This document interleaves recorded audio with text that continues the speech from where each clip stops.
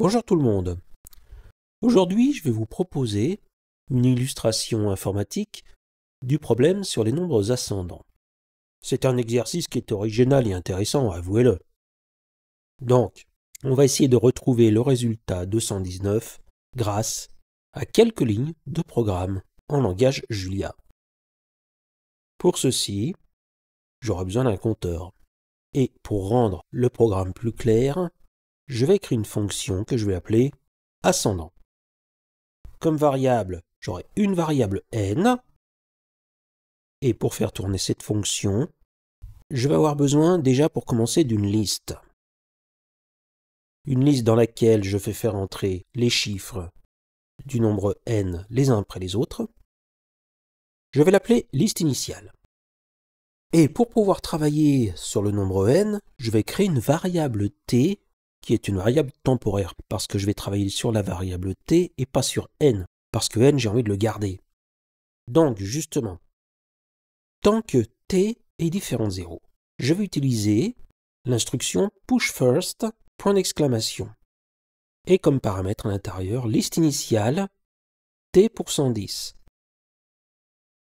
Puis t, je le remplace par t divisé par 10. Mais attention, c'est la division euclidienne. C'est-à-dire que si je prends le nombre 975, 975 divisé par 10, ici c'est 97. Donc pourquoi pushFirst? Eh bien, si j'utilise l'instruction push, ça va me remplir liste initiale mais par la droite. Alors que si j'utilise pushFirst, ça me remplit liste initiale par la gauche. Pour illustrer, si je fais tourner cette petite boucle et que je prends le nombre 975, en utilisant la fonction push, je ferai entrer dans la liste 5, puis 7, puis 9, mais par la droite, si bien qu'à la fin j'aurai 5, 7, 9. Alors qu'avec pushFirst, dans la liste apparaît 9, 7, 5.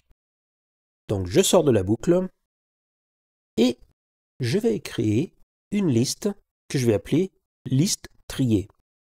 Comme son nom l'indique, j'utilise l'instruction sort avec comme paramètre liste initiale.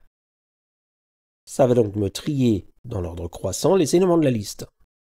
Et du coup, si la liste triée est égale à la liste initiale, eh bien, je vais créer une variable binaire à laquelle j'affecte la valeur true.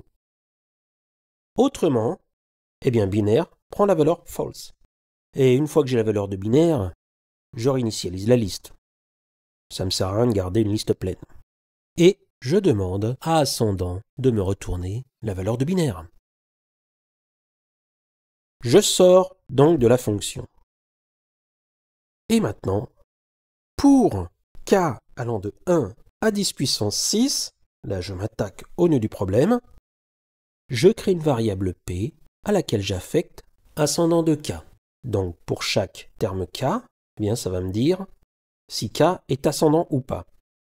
Et si on a p et k pour 111 est égal à 0, c'est-à-dire si p est vrai et k est un multiple de 11, dans ce cas-là, compteur prend la valeur compteur plus 1. Je sors de la boucle, là j'ai fini, j'indique la valeur de compteur que j'ai obtenue. Bon, il n'y a plus qu'à. Je retourne sur compteur, je fais tourner tout ceci, compteur est égal à 0. J'actionne ascendant, ça me donne que j'ai une fonction avec une méthode, c'est-à-dire une variable. Je fais tourner la boucle for, j'imprime la valeur compteur et c'est bien 219 qui ressort. Donc, génial. Mais moi, je voudrais bien savoir un petit peu quels sont les nombres qui ont été choisis. Donc pour ceci, dans la boucle for, après compteur est égal à compteur plus 1, eh bien, je vais imprimer la valeur k. Je fais tourner et, oui, j'obtiens une longue liste de nombres et on se rend bien compte que c'est exactement le type de nombre qui était demandé. RRSSTT. Ici, 337 788, c'est 337788.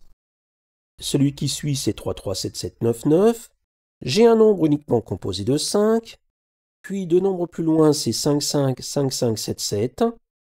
Et enfin, le plus grand nombre qu'on peut obtenir, c'est bien 999 999. J'imprime compteur. J'ai encore, bien entendu, 219. Voilà. J'espère que tout ceci vous a plu. N'hésitez pas, comme on le dit, à liker, à commenter, à partager. Et bien sûr, si ce n'est pas le cas, à vous abonner. Merci.